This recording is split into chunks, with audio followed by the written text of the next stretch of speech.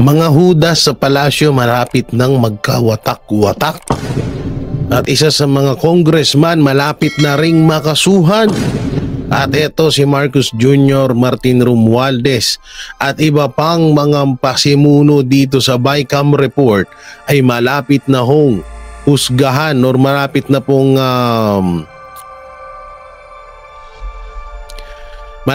pong hatulan ng Korte Suprema. Ay naku, grabe naman ito. Grabe si. Mukhang patindi ng patindi ho yung mga nangyayari ngayon. Oo, eto nga no, Stella Kimbo at mga nag-fill up sa blank item sa 2025 budget pinapaharap sa korte. Paktay na. Pinapaharap na, hinahanap na guys.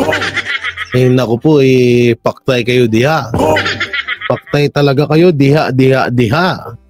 Ang hirap nito, no? So grabe talaga to. Alam nyo, matagal-tagal at ginawan ho ng administrasyong Marcos ng kung ano-anong alibay or kung ano-anong issue, palabas na issue para lang matabunan etong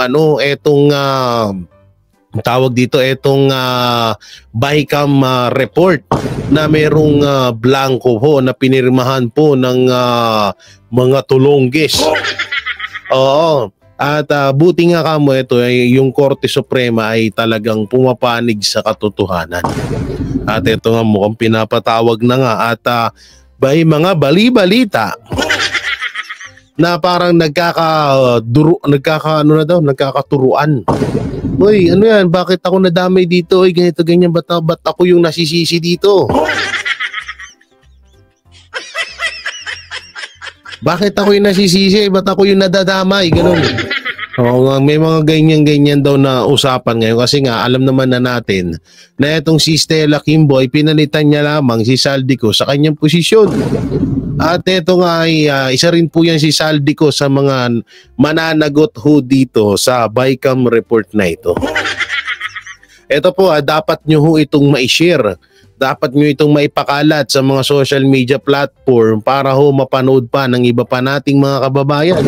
So na ho natin patagalin. Ito po ang balita by Attorney Rodriguez. Yan. So panoorin ho natin. It's very specific din yung kautusan. Dapat magpunta doon si Marikina Congresswoman Stella Kimbo at yung kanyang mga itinuturong miyembro ng Technical Working Group ng Senado at ng Mababang Kapulungan dahil yun ang kanyang itinuro na ipinagkatiwala na raw nila ang paglagay ng halaga dyan sa mga blanco sa Bicameral Conference Committee report.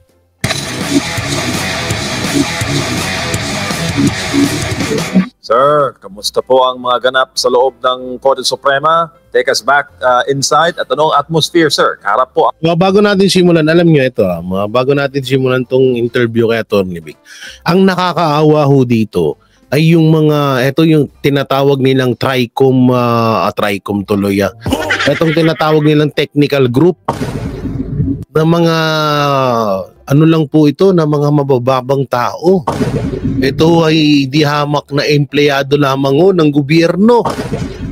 Ito po yung parang gustong, ito po yung ginagamit ngayon na puppet ng administrasyon para sila yung masisi dito ho sa nangyaring blanco or blank item sa BICAM report. Naku po nakakaawa naman tong mga to. Kaya nga, kung sino man yung mga member dito sa technical group na ito na itinuturo nila Kimbo or tinuturo ni Kimbo, mas maganda ho siguro kung magsalita na kayo. Baka mamaya bandang huli mamaya kayo pa yung maputukan ho dito sa isyung ito. Hanggat maaga pa ibulgar nyo na kung ano yung nalalaman nyo. Naku po. Huwag nyo hayaan na gawin kayong puppet ng administrasyon na kawawa talaga kayo. Mga justices ng Supreme Court. Okay naman, nandoon yung si Chief Justice at nandoon din si Senior Associate Justice Marvic Leonen at nandoon din si Justice Ko At yun nga, ang napag-usapan ay binigyan tayo ng 3 sunod-sunod na araw na kung saan gagawin ang oral argument dyan sa Baguio City on April 1, 2, and 3. Initially, MJ at Admar, ay isang araw lamang, April 1. Subalit kanina ay mukhang na-foresee ng ating mga kagalang-galang na hukom, hindi sasapat yung isang araw dahil na rin sa amin siguro magiging argumento, sa magiging argumento ng respondents at sa magiging mga katanungan ng mga kagalang-galang na hukom. At ganoon din, ipinag-utos ang presensya at kinakailangan na magpakita yung congresswoman ng Marikina, yung chairman ngayon ng Committee on Appropriation na si Congresswoman Stella Kimbo. At ganoon din, pinag-utos na dapat naroon din ang mga kawani ng Senado at ng mababang kapulungan na miyembro ng Technical Working Group. At ito'y mahalaga sapagkat matatandaan ninyo, nung una'y tinanggi nila na may blanco sa Bicameral Conference Committee report. Subalit nung hindi na nila maitanggi, inamin nila na may blanco at ang itinuturo ay ministerial duty na lamang daw ang natitira. Kaya hinayaan na lamang sa mga miyembro ng Technical Working Group ng Senado at mababang kapulungan ang pag-fill up ng 28 na blanks na nagkakalaga ng higit kumulang ay 241 billion pesos.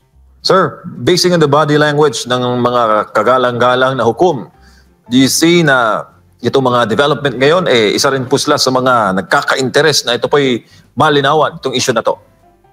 I think, to be fair to everyone, even most especially to the honorable justices, I think lahat ng Pilipino na nakakaltasan tuwing kinsenas at katapusan sa kanilang sahod bago pa nila ito nahahawakan dahil nga mandatory members at may mandatory contribution sa PhilHealth ay interesado.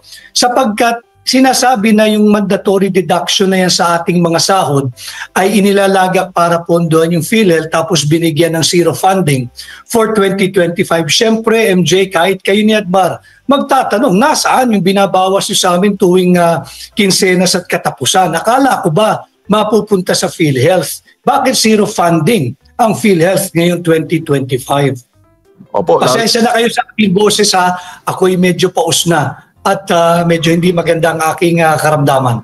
Attorney Vic, noong nakarang araw, nagkaroon din ng mahabang oral arguments kaugnay naman sa issue sa PhilHealth. Itong mga issue na to, Attorney, ay magkakaugnay. At number one concerning dito, tayo mga Pilipino, lalo na yung mga maraming mahihirap na kababayan natin na indirect contributors ng PhilHealth. At may kaugnayan pa rin sa issue niyo pong isinusulong, ito pong 2025 BICAM report, sir. Tama yun. Ito yung interes ng ordinaryong Pilipino at ordinaryong manggagawa. Bukod doon sa zero funding or defunded ng PhilHealth for 2025, yun nga yung ating isa pang malaking question.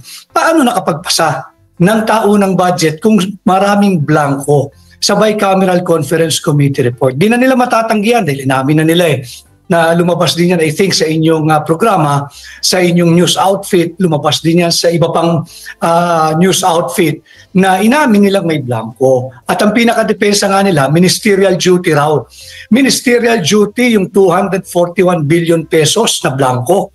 Kaya daw ipinagkatiwala na lang nila sa mga miyembro ng Technical Working Group na empleyado ng Senado at mababang kapulungan. Ito na rin ang naging kadahilanan, I think, kung bakit require o pinag-utos ng Korte Suprema na dapat ay naroroon ang lahat ng miyembro ng Technical Working Group na empleyado ng Senado at ng mababang kapulungan at bahagi ng Finance Committee on the part of the Senate at ng Committee on Appropriations on the part of the House. Sir, nung nakaraan ay, di ba, hinahanap yung original na GAB at enrolled bill ng Supreme Court. Ito ba naipresenta na, sir? Nagdala sila ng kopya kanina. Subalit dapat yan ay ibinigay nila nung sila nag-file ng kanilang comment. So the lawyers of us petitioners manifested before the Honorable Supreme Court that we have yet to receive a copy of the enrolled bill, the original copy of the enrolled bill, and the General Appropriations Bill. So kanina lang namin nakuha at dalawang kahon yung enrolled bill, dalawang kahon din yung General Appropriations Bill. So bukas ay aming examine at we'll go through the documents at ikukumpara doon sa nakafile sa nahawak naming kopya. Kung ito ba'y pareho at ihahambing din natin ito sa Bicameral Conference Committee report na blanco. Ang tanong lang ho dito, no, sana. Kapag nahatulang guilty itong mga to, sila Kimbo, sana makulong. Sana makulong kasi hindi ho biro to eh. Biro nyo 241 billion. Sana yung magiging kahinatnan nito, no. Ang masakit dito baka yun na nga parang hindi sila natatakot na maging tawag dito maging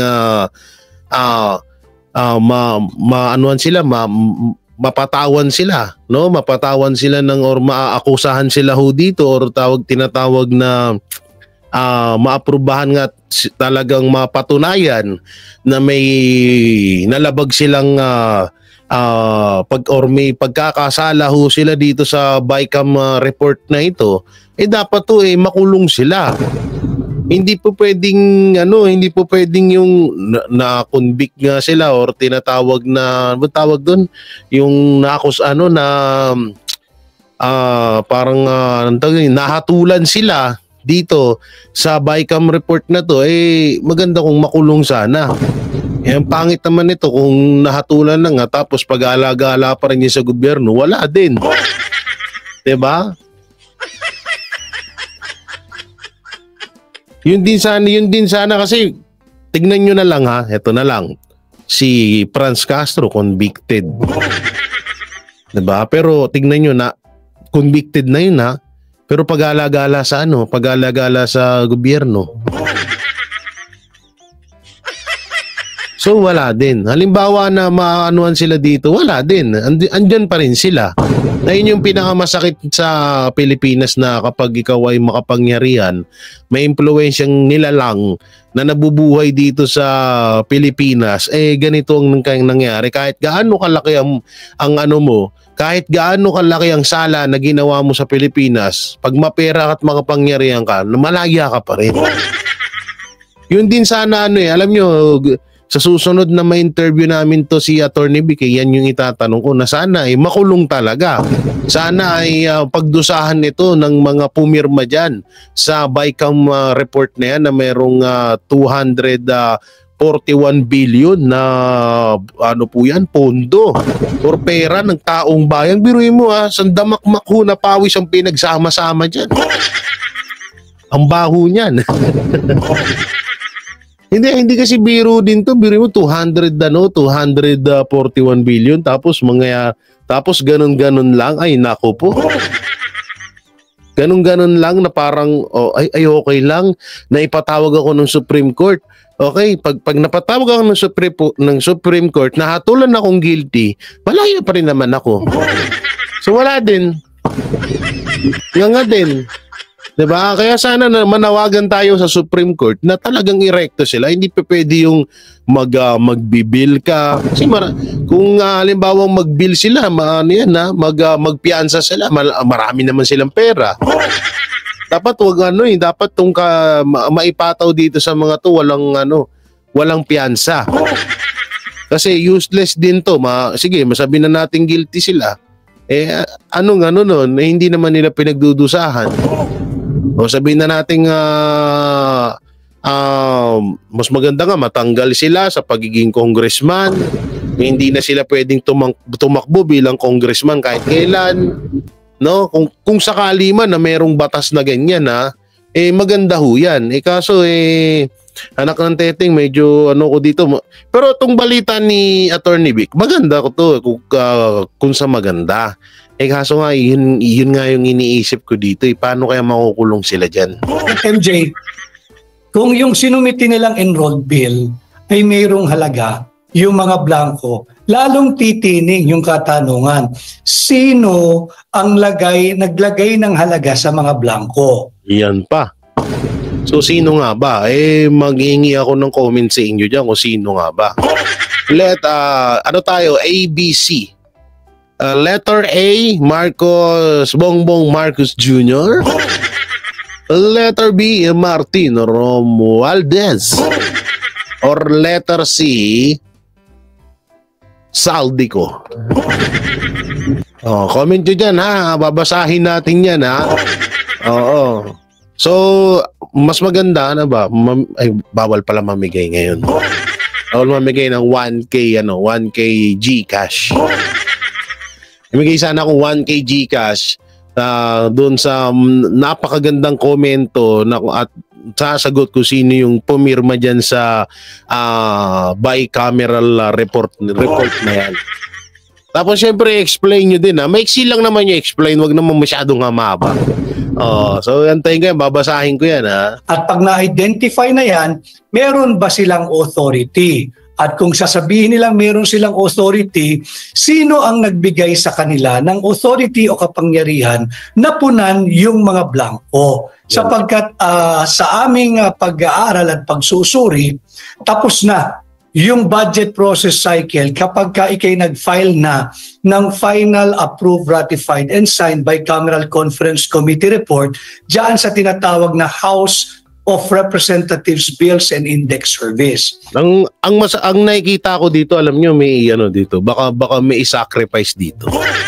Dalawa lang ang pwedeng i-sacrifice dito, si Stella Kimbo tsaka yung technical group. Malamang sa malamang baka yung technical group ang i-sacrifice dito. Kasi una-una, halimbawa lang naman, ganito. Wait lang. Meron tayo cellphone. Ang ganda ng iPhone ko. May 1,000 pesos pa yan sa likod. Kunwari tumawag si Big Boss.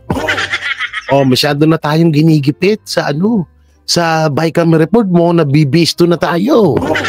Anong maganda plano natin? So sabi naman sabi ng mga alagad, ganito na lang. Hanap tayo ng pwede natin sacrifice para dyan sa Bicam report na para hindi tayo maputukan. Bayaran na lang natin ng tig to 20 million kada isa. ayun. Maganda yan. Magandang plano yan. Sige, mag-sacrifice na lang tayo ng mga pipitsuging tao dyan. Oo, importante tayo ay hindi tayo maputukan dyan sa Bicam report na yan. Sige, sungin mo na agad dyan. Sige, sungin mo. Mananalo ka sa eleksyon. Ako bahala sa'yo sa eleksyon. May hacker tayo.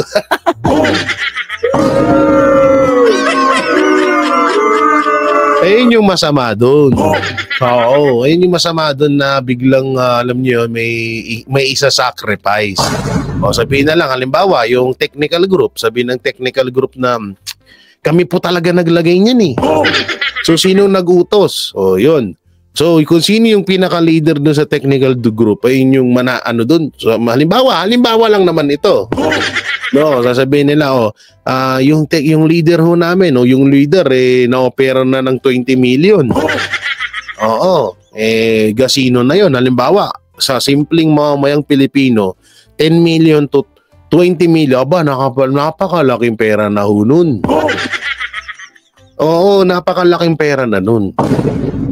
Kaya alam naman natin kung yung ginagastusan nga ginagastusan nga yung Congress ng 150k 150 million kada isa ito pa kayang kaya nga sana nananawagan ho tayo dito sa technical group na ngayon pa lang umaksyon na kayo kasi mamaya natatakot ho kami sa kalagayan nyo kasi nga baka mamaya gamitin kayo dito sa Bicam report na ito.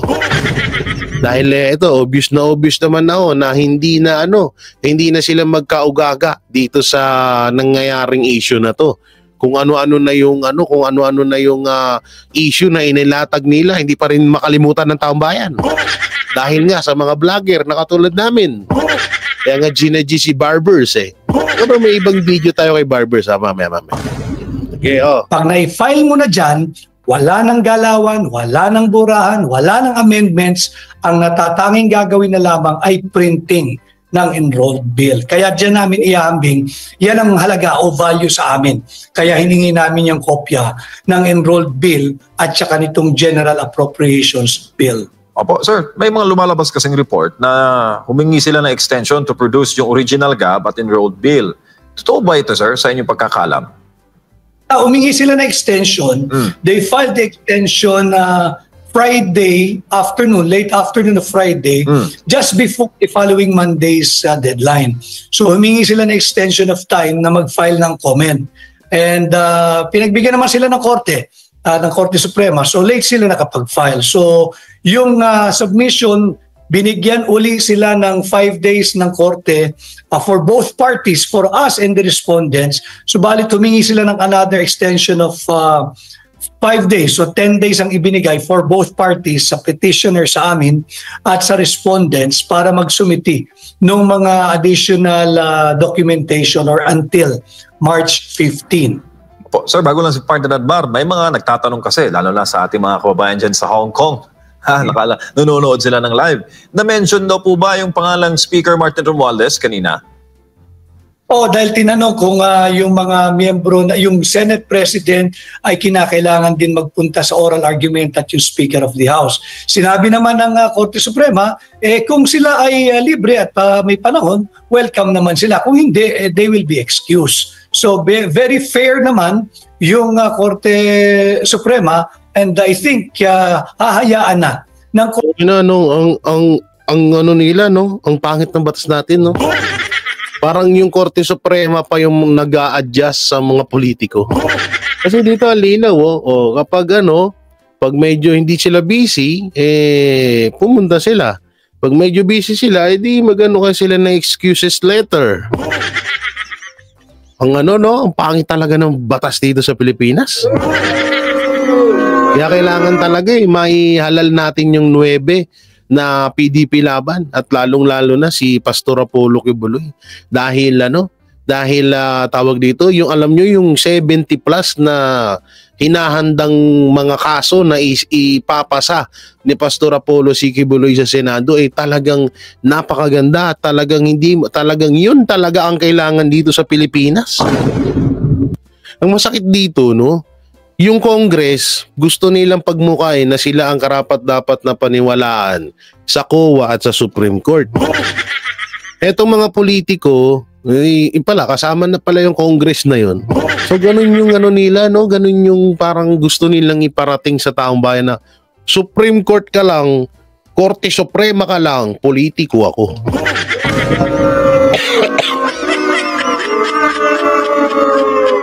Grabe, no? Ganun kalala, no? Ang tindi. Sige, tuloy. Korte Suprema yung Office of Solicitor General bilang abogado nila ng gobyerno na mag-argue on their behalf. Pero it's very specific din yung kautusan. Dapat magpunta doon si Marikina Congresswoman Stella Kimbo at yung kanyang mga itinuturong miyembro ng Technical Working Group ng Senado at ng mababang kapulungan, dahil yun ang kanyang itinuro na ipinagkatiwala na raw nila ang paglagay ng halaga dyan sa mga blanco sa Bicameral Conference Committee report. Alam nyo na itanong ko to kay Congressman Alvarez na dating Speaker of the House, no? Alam nyo, nung tinanong ko na sino-sino ba tong technical group na to? Ito ba ay may mga posisyon sa gobyerno? Ito ba ay matataas na tao, makapangyarihan? Alam nyo kung anong sinagot niya?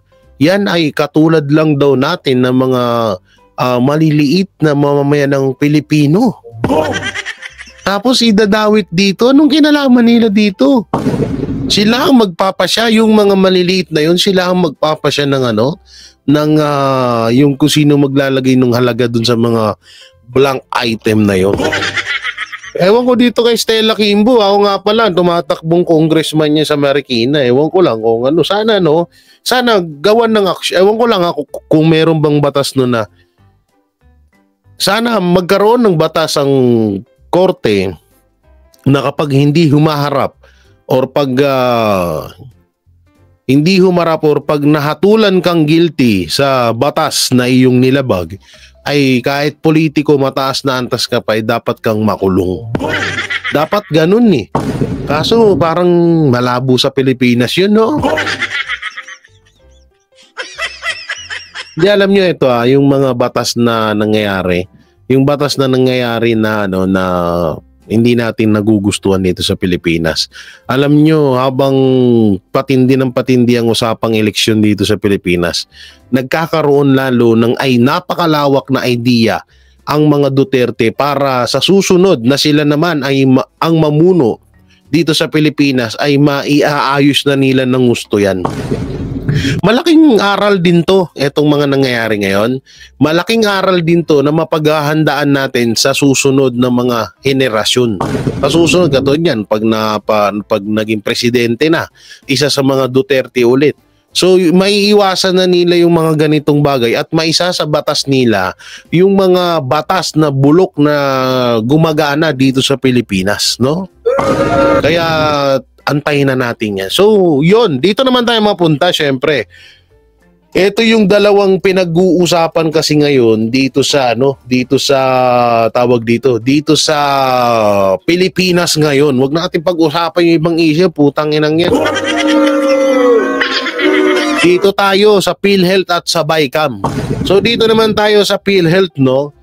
PhilHealth pan, malabong maibalik Marcos admin, walang pakialam. Ordinaryong Pilipino. I don't think they will restore the fund anytime soon. I am not even sure if they will be humble enough to admit that they commit a mistake here, dahil alam naman natin na pagka yan inamin nila, nag-restore sila, that will be tantamount to an admission of guilt. At alam din nila ang kasunod niyan ay criminal case or cases.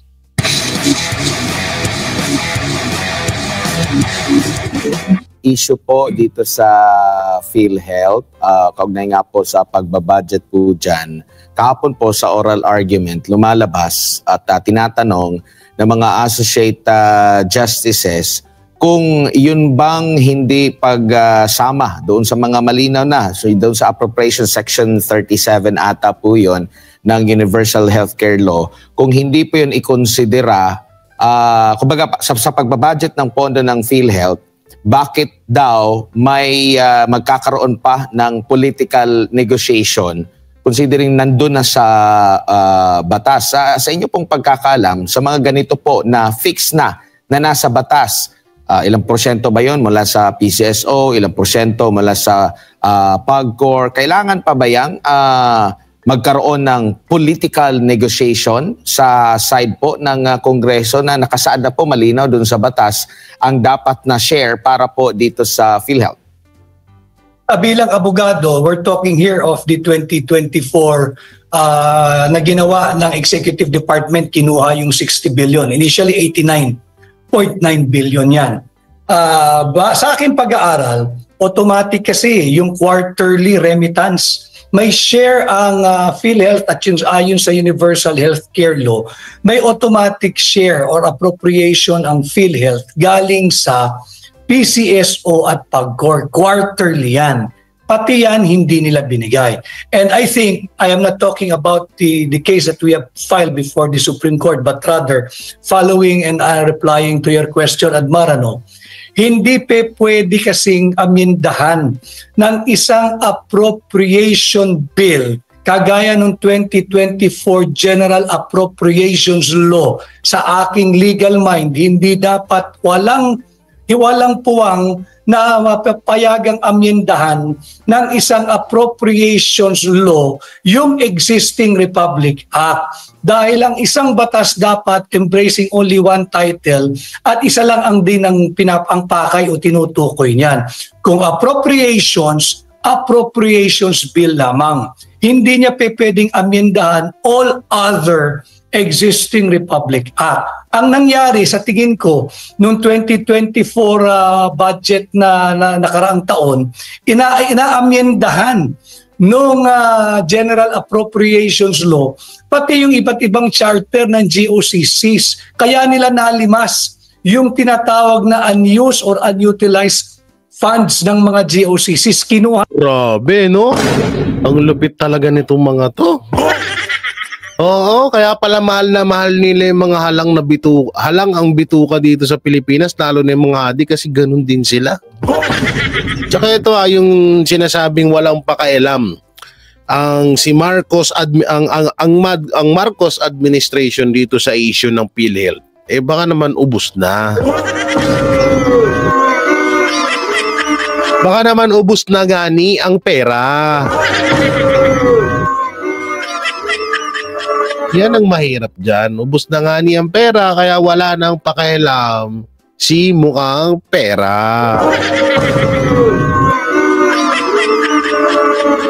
Hirap ng ganyan, no? Oo. Okay, play natin. Nila Kaya nga 'di ba nakuha nila yung PhilHealth dahil hindi raw ginagamit at ang kanilang prinsipyo, it's either you use it or you lose it. Pero nakalimutan nila, katangi-tangi kasi yung PhilHealth. 80% ng pondong nakokolekta mula sa yung sin tax revenue galing yan sa tabako, yung mga gumagamit, yung mga sweetened beverages, yung mga alcoholic beverages, 80% yan ng pondong yan dapat pupondohan yung ating Universal Healthcare Law kasama na yung PhilHealth. Kaya laging may pondo ang PhilHealth. So yun yung istorya nung 2024 pagkuha ng 60 billion ng PhilHealth. And it seems na marami na rin ang justices na naririnig naman natin sa oral arguments na nakakapuna, mali yung ginawa ng Executive Department. Opo. Sir, malinaw din po yung budget doon sa Universal Healthcare na dapat lang ay intended lang talaga para sa kalusugan. So kumbaga, kung ito'y maililipat sa ibang mga proyekto, lalo na ito kasi intended lang talaga sa kalusugan, ilalagay mo sa infra or iba pang mga proyekto, hindi na ito sumasang-ayon dun sa mismong pinakabatas niya. A malversation of public funds yan. Sapagkat specific yung batas gagamitin mo lang yan for healthcare or anything health-related and wellness of the Filipino people. Katangi-tangi kasi yung mandato ng batas na yan. Ang pera ng PhilHealth, dapat nga yan ubusin nila pero sa health lang, sa kalusugan at kaligtasan ng Pilipino. At hindi sa tulay. Pangina, saan ka mo naman nakakita? PhilHealth Fund gagamitin sa tulay. Puta na, grabe kabaliwan ng utak nila ngayon, no? PhilHealth pag gagamitin mo sa tulay, humihinga ba yung tulay? Bobo ka ba nga ni?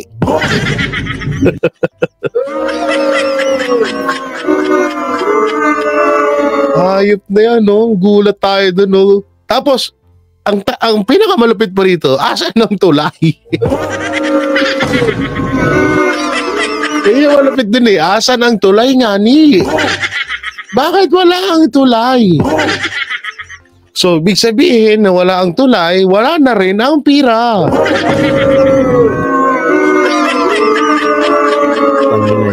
Katangi-tangi yung mandato ng PhilHealth. Paano mo ubusin ang pera niyan? Palawigin mo yung scope of services. Ako nga, lagi kong sinasabi, to include even yung assistive devices, kagaya ng saklay, ng tungkod, ng wheelchair, whether motorized or manual, pati yung aparato na ginagamit sa hagdan para makaakyat baba yung mga person with disability o di kaya yung mga may karamdaman. Dapat yan i-include na lang at pinalawig pa yung serbisyo ng PhilHealth. Pero maling-mali na gamitin mo yan pang-maintain ng mga highways, pondo na tinatawag na Panay Negros Guimaras Highway. And it was discovered, it was unearthed through the Honorable Lady Justice Ami Lazaro Javier na fully funded pala yung Panay Negros Guimaras Bridge 174.5 billion na inutang sa Export-Import Bank na Exim Bank ng Korea. Bakit kinakailangan mo i-augment yan ng pera mula PhilHealth fully funded? Tapos meron pang augmentation funding from 22, if I'm not mistaken, 22, 23, and 24 General Appropriations Law.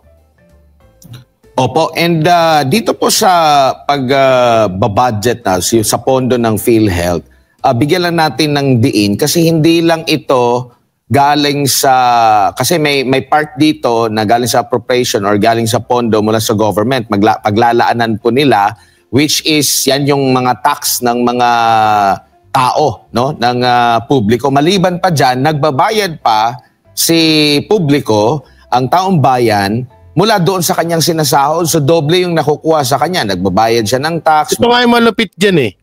Isipin nyo ito maigi ah. Tignan yung pahirap ng gobyerno sa atin.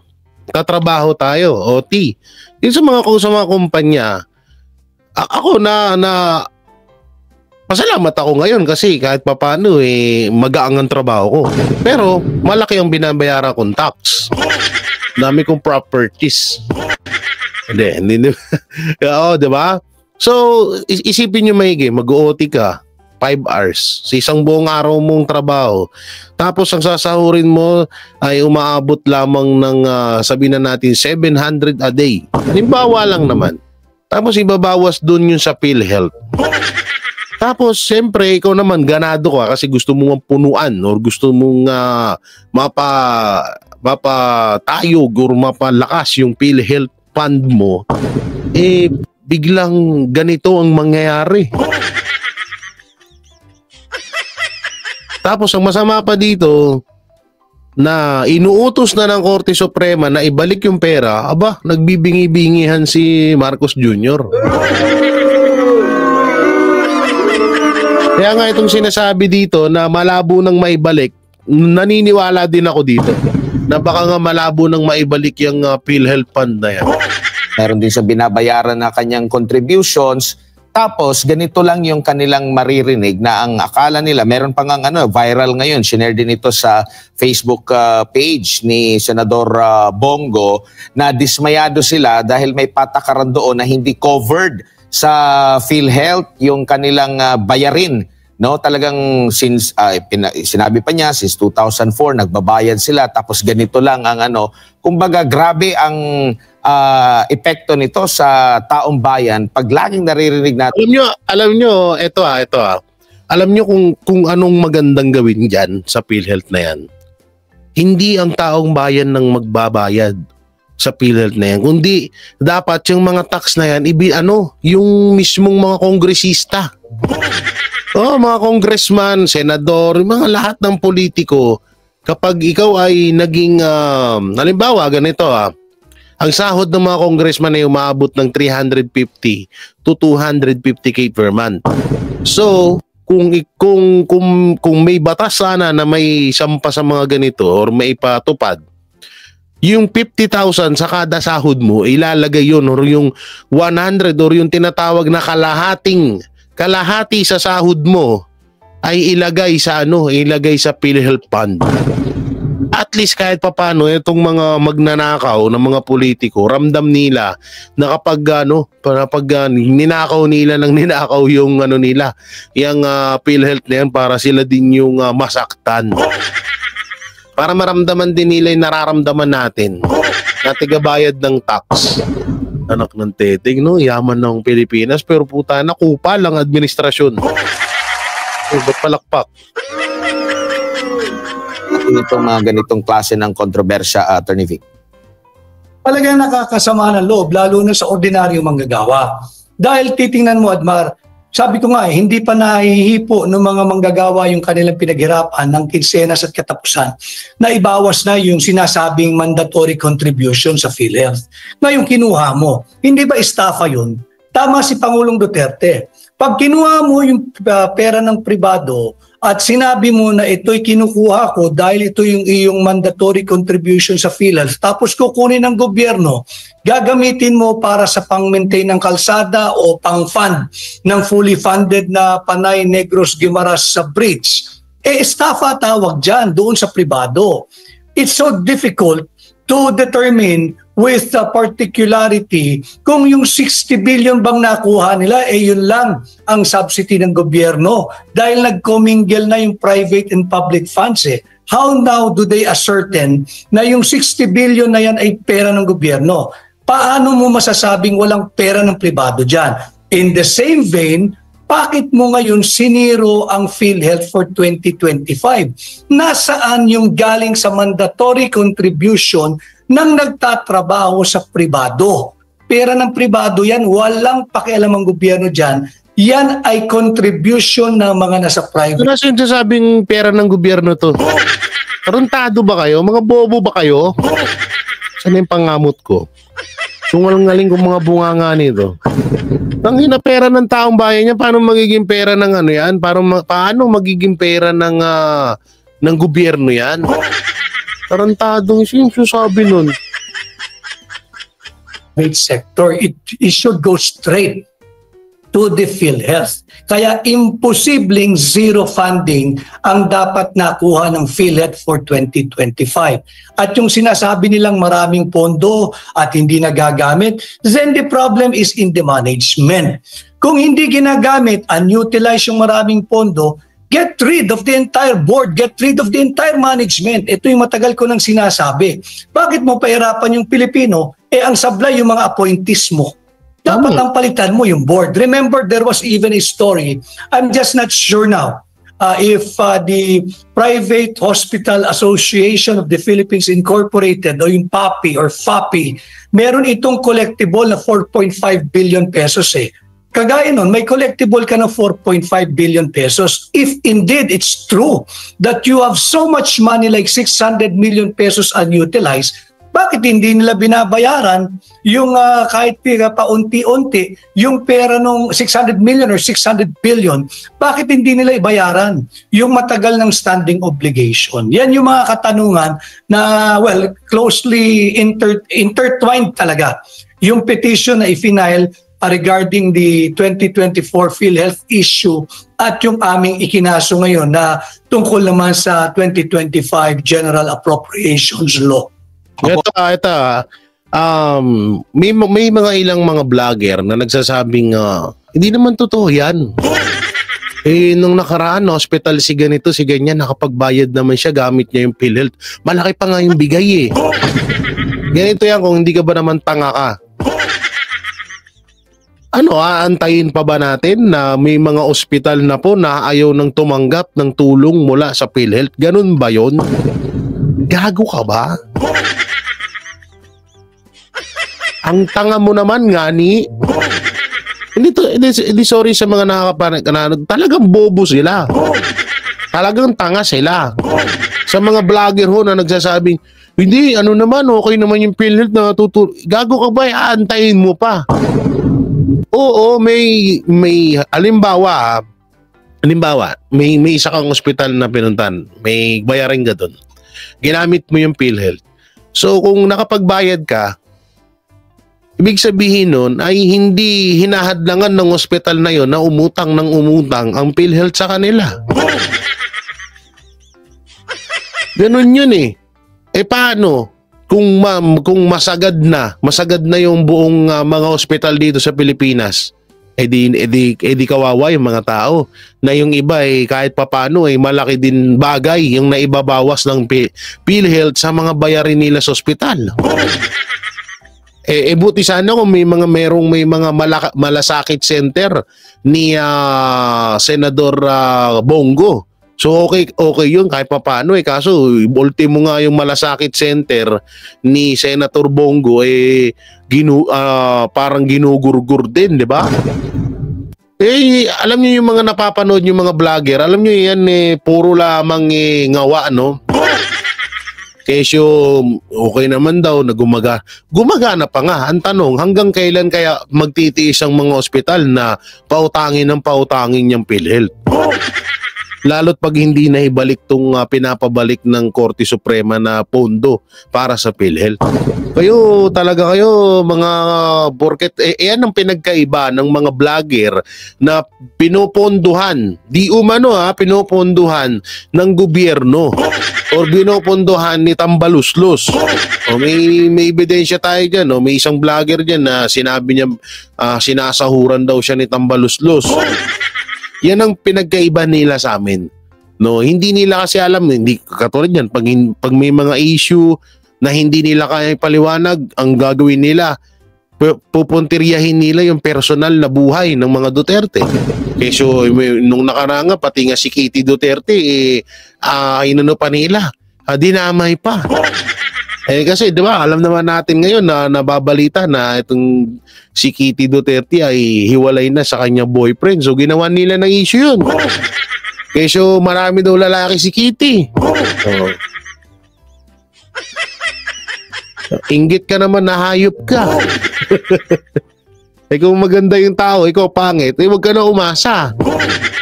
Kung walang nagkakagusto sa'yo, hayaan mo na. Oo, ganyan wala ipinanganak kang tsurarat. Ipinanganak kang tsurarat sa mundo, huwag mo nang pagpilitan. Ganyan na yan, hindi na mababago yan, Inday. Ang tinutukoy ko dito yung vlogger na babae dyan sa kabilang hanay, no? Na pinabili, sabi niya, tomboy daw siya.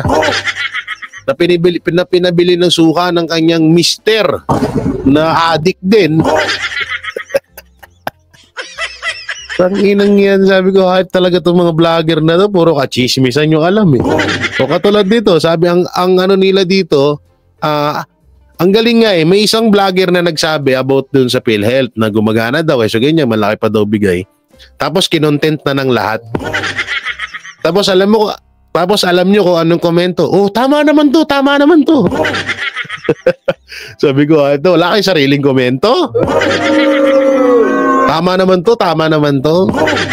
Bubu. Kaya kayo mga kababayan, mga banateros, wag kayo maniniwala sa mga hayop na yan. Ito kasi, mas maganda'y agapan. Paano na lang, yung ospital na napuntahan ng isa nating kababayan ay ayaw nang magpautang sa PhilHealth. So kung meron mang mga ospital na nakakagamit pa ng PhilHealth, swerte nyo. Paano yung iba? Kawawa naman yung ibang kababayan natin. Attorney, habang nakikinig ako doon sa mismong oral argument po, kapansin-pansin parang pasan ang daigdig, pasan niya ang daigdig ng mga nagsasagot mula sa PhilHealth. Pero mapapansin mo na parang dinidepensa niya pati na rin yung sa Congress, when in fact sila naman yung nasa Congress yung may last say. Kumbaga, ito, asan yan? Sige, hanapin natin. Pero yun yung pera to. Ayan tingnan yung pera na to, ha? 666.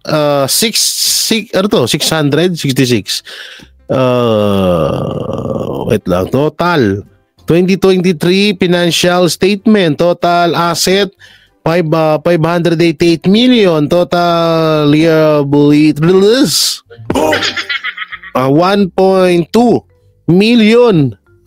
Ito 600, di ba? Ang laking pera nito. At itong mga nasa Congress ay hindi nga sila di ba? Kasi ang sumasagot sa kanila ngayon is ito pong Soljan, yung abogado ng gobyerno. Na ngayon, ang gusto rin ng ating mga kababayan na hindi lamang itong dapat nga sagutin to ng mga congressman ang nangyayari ngayon, anak ng teteng, kada may press con sila fake you. Bakla ka ba? Hindi ito tanong lang, Congressman Ortega, bakla ka? Kasi yung mga ganyang lingwahe yung fake you, ganang mga salitaan ng bakla yan Ganda pa naman ng balbas nyo. Alam mo, pangarap ko yung balbas nyong yan. Tapos bigla ako napanood yung video nyo, bigla akong kinabahan. Ay ko, nabawasan na naman tayo ng isang lalaki sa Pilipinas. Isang lalaki sa mundo. Eto, I respect all LGBT community, pero iba yung pitik Fake you. Ganon no? Admar, Attorney Vic, huwag nyo nang asahan na ibalita or sagutin or magpahayag ang mga congressman yan dahil wala pa silang kodigo or tinatawag na wala pa silang utos, wala pang utos sa kanila. Focus lang daw sila sa mga Duterte. Yun lang. So yung mga banateros, mga kabiyaya, anong may kukomento nyo mapatungkol sa issue ng Bikeham report ni Attorney Vic Rodriguez at ito sa PhilHealth na ipinapabalik na Korte Suprema ang 60 billion. Kung hindi ako nagkakamali, no? Ipinapabalik na at mukhang wala nang pakialam ang administrasyong Marcos at wala nang balak na ibalik ang PhilHealth Fund. So ano pong may kukomento nyo dyan? Siyempre, don't forget to like, share, comment, and subscribe sa ating YouTube channel. Pipindot na lang din po yung bell button para lagi kayong updated sa ating mga video araw-araw. So maraming salamat. Ingat po kayo palagi. God bless and peace and bye-bye.